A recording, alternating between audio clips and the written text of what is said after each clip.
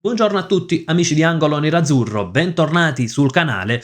Ajax Inter finisce 0-2, parte benissimo la nostra Champions, andiamo quindi con i commenti del giorno dopo. Prima di iniziare vi ricordo, se vi piacciono i contenuti, di lasciare un bel like al video, iscrizione al canale e in più vi ricordo anche l'appuntamento di questa sera alle 19 con la live post partita. Saranno con noi gli ex interisti Carlo Muraro e Giancarlo Pasinato e inoltre ci sarà anche l'osservatore Giuseppe Dello Russo, che molti di voi già conosceranno, anche lui ex Inter. Andiamo subito con Ajax Inter, insomma 0-2, risultato importante non soltanto per la classifica di Champions in sé, ma anche per scacciare i fantasmi degli risultati dell'ultimo periodo. Ecco, è stato importante ripartire. Naturalmente è un risultato che va come sempre contestualizzato, quindi non significa che l'Inter non abbia più problemi, non significa che siamo passati dall'essere dei brocchi ad essere dei fenomeni nel giro di 3 giorni.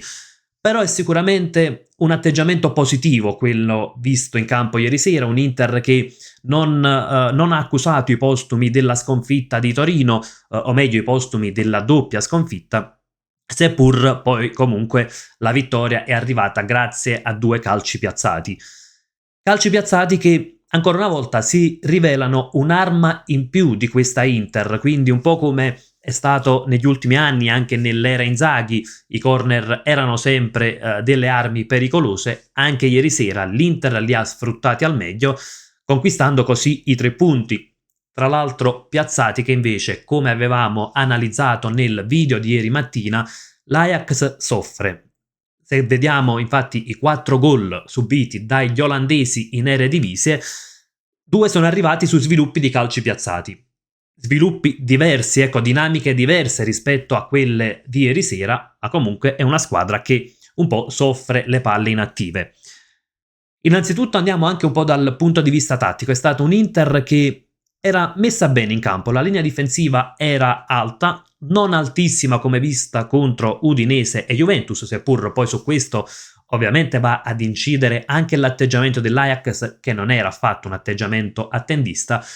Cosa però che voglio sottolineare con l'immagine che vediamo con le posizioni medie è stata la compattezza della squadra. È stata una squadra corta, c'era poca distanza tra i reparti. Ecco, vediamo anche i 3 di centrocampo sono molto vicini, c'è poca distanza tra difesa, centrocampo e attacco. Questo è stato sicuramente un punto che ha favorito la nostra Inter. Come hanno agito le 2 squadre? Da entrambe le parti c'era un pressing abbastanza alto, infatti centrocampisti che aiutavano gli attaccanti nel pressing. Da un lato abbiamo visto Mkhitaryan che molto spesso si trovava sulla stessa linea di Thuram e più Esposito, dall'altro lato faceva un lavoro analogo Klaassen, che spesso trovavamo praticamente accanto a Weghorst quando si trattava di pressare. Diciamo che è stato anche un atteggiamento che all'inizio ha messo in difficoltà entrambe le squadre. Anche l'Inter ha fatto fatica nei primi minuti a gestire il pallone, ci sono stati dei possessi persi, dei passaggi, ecco, sporcati dal pressing dell'Ajax, un Inter che stava facendo un po' di fatica, ecco, ad evitare questo pressing. Col passare dei minuti l'Inter ha dato la sensazione di trovare però delle contromisure a questo pressing, sensazione che forse non ha mai dato pienamente l'Ajax, perché i lancieri hanno provato a saltare la linea di pressing, quindi con passaggi anche diretti verso l'attaccante. Seppur l'attaccante dell'Ajax, Weghorst, è un calciatore che forte fisicamente è bravo a giocare spalle alla porta, la squadra di Aidinga non è praticamente mai riuscita a sfruttare questa situazione, o meglio in rare occasioni, perché molto spesso c'erano degli errori di misura nella verticalizzazione sull'attaccante. Errore che da un lato potevano essere dettati comunque da una tecnica non eccezionale, diciamo così, non stavamo certo affrontando una top d'Europa, con tutto il rispetto per l'Ajax. Dall'altro potevano anche essere errori dettati dalla linea difensiva dell'Inter, perché una linea che tende a salire praticamente portava Weghorst, per non finire in fuorigioco, a schiacciarsi verso il centrocampo e quindi molto spesso poi i lanci andavano a finire quasi nel vuoto, diventavano facili prede della retroguardia interista. L'Inter invece, come detto, dal canto suo ha iniziato ad evitare quel pressing con una costruzione più diretta, andando direttamente dagli attaccanti, praticamente scavalcando il centrocampo. Il fatto di scavalcare il centrocampo è sì un diktat dell'idea di gioco di Chivu, perché non è certo la prima volta che vediamo questo tipo di giocata, dall'altro forse potremmo vederla anche sotto l'aspetto che i centrocampisti non erano proprio in una serata di grazia, forse ad eccezione di Çalhanoğlu, però possiamo dire che il reparto del centrocampo è risultato un po' l'anello debole dell'Inter. Ecco, se Çalhanoğlu ha fatto una buonissima prestazione, confermata anche dalle statistiche, come vediamo 4 passaggi lunghi precisi su 5, 90% di passaggi precisi, oltre ai 2 assist naturalmente, 5 duelli a terra vinti su 6, passaggi chiave ne troviamo 3, quindi è stata una signora prestazione quella di Hakan Çalhanoğlu. Non possiamo dire altrettanto però per quanto riguarda Barella e Mkhitaryan. Barella ha fatto diverse sbavature e seppur ha dato sempre grande dinamicità al gioco, però insomma non stiamo proprio ammirando il miglior Barella, è lontano anzi dalle prestazioni migliori a cui ci ha abituato. L'altra mezzala forse ha fatto ancora peggio di Barella e mi riferisco a Mkhitaryan, che in questo momento dà quasi la sensazione di non riuscire a dare nulla all'Inter. Ecco, forse per Mkhitaryan inizia a pesare la carta d'identità, forse è arrivato il momento di pensare alla successione di Mkhitaryan, a maggior ragione se in panchina comunque ci sono centrocampisti validi, uno su tutti è proprio Sučić, che quando è stato chiamato in causa ha mostrato di avere comunque delle buone qualità, è un calciatore giovane, un calciatore sul quale l'Inter punta tanto e quindi potrebbe essere arrivato anche il momento di passare ecco un po' le redini di quella zona del campo a Sučić. Non che Mkhitaryan vada accantonato, assolutamente, perché poi può essere comunque un calciatore molto valido per l'Inter, però insomma non da considerarlo un titolare fisso, visto che ne ha giocate praticamente 3 da titolare nelle prime 4 uscite stagionali.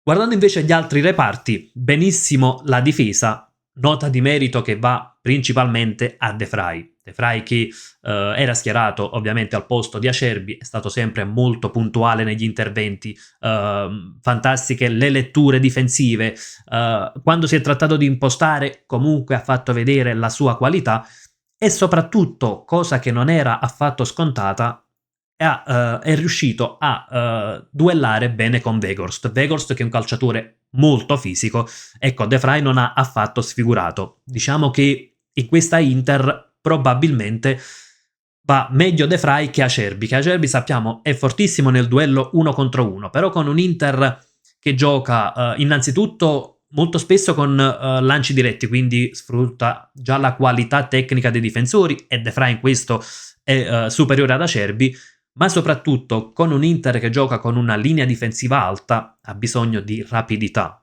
Non che De Vrij sia un fulmine sotto questo aspetto, però sicuramente è più rapido rispetto ad Acerbi, quindi secondo me al momento meglio De Vrij che Acerbi al centro della difesa dell'Inter. Per quanto riguarda invece il reparto avanzato, è un'altra delle note più positive della serata, ecco, una delle, come si suol dire, delle note liete della serata, perché è stato un attacco che ha funzionato alla grande, quello Thuram più Esposito, hanno dimostrato anzi grande affinità, ben assortito, se escludiamo i primi minuti, ecco, dove magari hanno avuto qualche incomprensione dal punto di vista tattico, poi hanno fatto molto bene i due. Thuram ancora una volta si è dimostrato un trascinatore, oltre ai 2 gol, tra l'altro segnati di testa, che era un po' il punto debole di Thuram.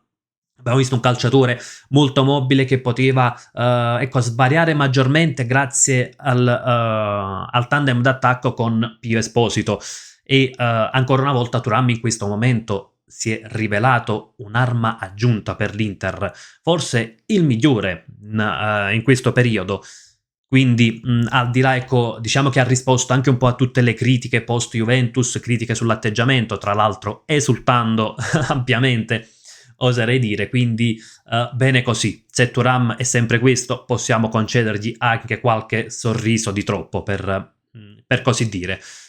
Per quanto riguarda Pio Esposito, è un'altra delle grandi note positive della serata, perché a Pio Esposito è mancato praticamente soltanto il gol, poi ha giocato una signora partita, ecco, ha dialogato con i compagni, ha creato spazio, ha fornito dei palloni molto interessanti, uno stava portando anche al gol proprio lo stesso Thuram quando eravamo sullo 0-0, e la cosa che vorrei sottolineare per quanto riguarda Pio Esposito è la maturità che ha dimostrato. Non è affatto scontato che un calciatore così giovane alla prima presenza in Champions dimostri quella maturità.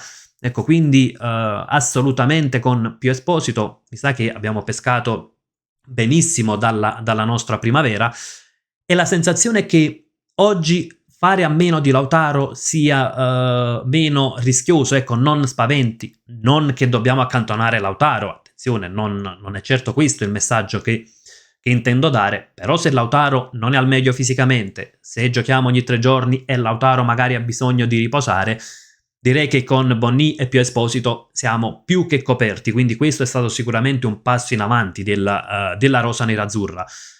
Per quanto riguarda diciamo, le analisi reparto per reparto, andiamo anche sull'ultimo reparto rimasto, il portiere. Andiamo su Sommer, che ieri sera si è dimostrato decisivo, con una grande parata sullo 0-0, tra l'altro occasione che era nata proprio da una verticalizzazione improvvisa dell'Ajax, quelle verticalizzazioni che avevamo mostrato anche nel video pre-partita che l'Ajax aveva fatto più volte anche in campionato, verticalizzazione che ha colto un po' di sorpresa la nostra linea difensiva, che era molto alta, con Ghost che si è trovato praticamente a tu per tu con Sommer. Sommer ha fatto un'ottima parata, quindi dando anche ragione a Chivu nella scelta. C'è però da fare delle precisazioni. Naturalmente l'intervento decisivo non cambia i giudizi sull'alternanza, sul fatto che forse è arrivato il momento decisivo per dare spazio al successore di Sommer, quindi a Josep Martinez. Dico questo perché, innanzitutto, bisogna anche valutare che c'è stato l'errore dell'attaccante, perché quando un attaccante arriva tu per tu col portiere e tira in quel modo, l'errore c'è. Questo non toglie nulla alla gran parata di Sommer. Però dico che comunque non cambio idea sul fatto che è arrivato il momento di dare spazio a Josep Martinez, perché quando, come avevo detto anche nel post Juventus-Inter di sabato, Sommer non è il problema del singolo errore, perché l'errore lo fanno un po' tutti i portieri. Il problema è che non dà più sicurezza al reparto. Sulle uscite perde qualcosa, è un po' il suo punto debole e forse si è ancora accentuato nell'ultimo periodo, e soprattutto sabato ha sofferto i tiri da lontano, non ha sofferto di 1 contro 1. Quindi, viste queste premesse e soprattutto visto che in panchina c'è un signor portiere che quando è stato chiamato in causa ha risposto presente, direi che assolutamente merita di iniziare a giocare Martinez. Insomma, è giusto passare un po', ecco, il testimone al portiere del ex Genoa. Arrivo anche alle parole di Christian Chiu, ecco, un appunto su quella che è stata l'intervista di post partita a Chivu. Recupero proprio le parole e praticamente c'è stata una domanda di Pandev che ha chiesto a Chivu: volevi fare subito 3-5-2 o volevi fare altro? E poi ha chiesto sei contento del mercato che avete fatto? La risposta di Chivu è stata, ecco, leggiamo proprio il virgolettato: sei diventato proprio giornalista, Goran? Sì, volevo fare 3-5-2, così lo dico subito perché non volevo togliere certezze. Dovevamo ritrovare fiducia e la parte mentale. Non sono scemo, vado avanti per la mia strada senza creare danni ad una squadra che era già forte. Diciamo che le risposte nelle interviste post partita di Chivu non sono mai banali, per così dire, però la mia sensazione è che Chivu volesse provare un altro sistema di gioco e non escludo che lo proverà nel corso della stagione, quando magari l'Inter sarà più in fiducia, quando magari i risultati saranno dalla sua parte.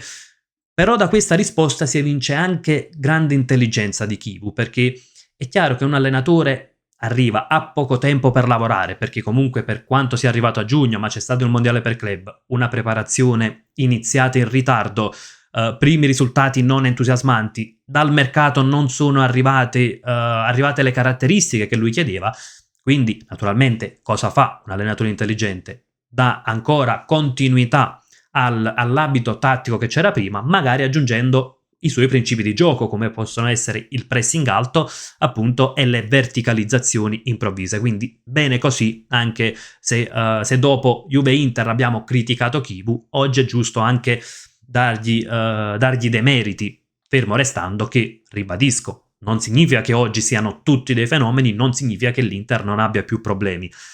Anzi, a voler trovare proprio un neo nella prestazione dell'Inter, direi che possiamo trovarlo nel fatto che i gol non sono arrivati su azione. Ecco, sono stati 2 corner. Probabilmente il fatto di aver trovato il gol da calcio d'angolo ha messo in discesa la partita, perché era una partita che poteva un po' essere bloccata, poteva impantanarsi in quei tatticismi, in quel pressing alto che comunque non permetteva una costruzione lineare né da una parte né dall'altra. Tra l'altro prima c'era stata anche l'occasionissima, e quindi l'occasionissima dell'Ajax, quindi quelle sono un po' le sliding doors, ecco, perdonatemi un inglese non esaltante, però insomma della partita. Quindi naturalmente il tutto va contestualizzato. L'Inter non è stata fenomenale ieri sera, è stata una buona Inter contro un avversario sicuramente tecnicamente inferiore alla nostra squadra, però insomma prendiamo quello che di buono ha dato la Champions, prendiamoci anche la spinta che può dare una vittoria del genere, e non per ultimo prendiamoci anche il fatto che le prime 4 partite possono essere determinanti per il passaggio del turno, quindi assolutamente fare bottino pieno prima di andare ad affrontare poi le 4 sfide più difficili. Ragazzi, fatemi sapere anche cosa ne pensate nei commenti. Vi ricordo nuovamente l'appuntamento questa sera alle 19 live con Carlo Muraro, Giancarlo Pasinato e l'osservatore Giuseppe Della Russo. Naturalmente vi aspetto. Come sempre vi saluto con un gran bel Forza Inter!